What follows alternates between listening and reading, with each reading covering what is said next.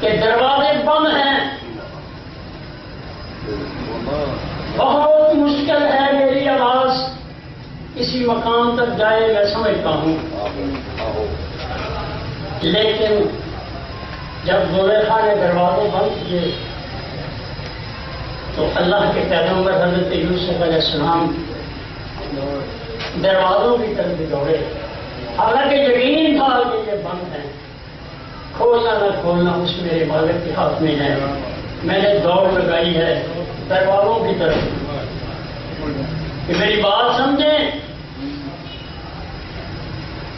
ایک واقعہ عرض کر کے اپنے سوال کی طرف آتا ہوں۔ قرآن حکیم میں ایک واقعہ ہے، سورہ نمل، حضرت سلیمان علیہ السلام کا لشکر جا رہا ہے، آگے ایک چونٹیوں کی وادی آتی ہے، ایک چونٹی ایسے لاچار اور مجبور، مذکر بھی نہیں مؤنث، اونچی جگہ پہ یہ دیکھ رہی ہے کہ حضرت سلیمان علیہ السلام کا لشکر رواں دواں ہے، تیزی سے آ رہا ہے۔ اس کو فکر دامنگیر ہوئی،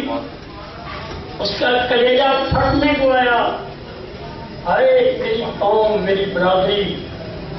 میری عزیز و وقارت کچھ دیر کے بعد اس کے پاؤں تلے آ کے کچلے جائیں گے۔ اس نے آسمانوں کی طرف ہاتھ اٹھایا، الہی کوئی چارہ گر اس مصیبت کو ٹالے۔ اللہ نے فرمایا کیڑی ہے تو کیڑی، لیکن تیرا مشن بہت اونچا ہے، تیری سوچ بڑی اونچی ہے، تیرے اندر ہمدردی کا جذبہ ہے، ایسا کر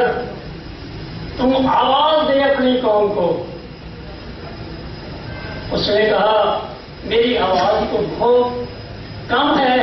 اتنی دور کیسے جائے گی؟ میرے اللہ نے فرمایا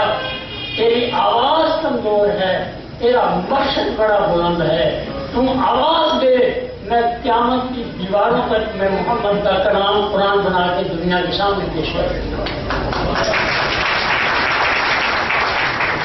میں اپنے آپ کو کمزور سمجھتا ہوں، لیکن مقصد میرا یہ ہے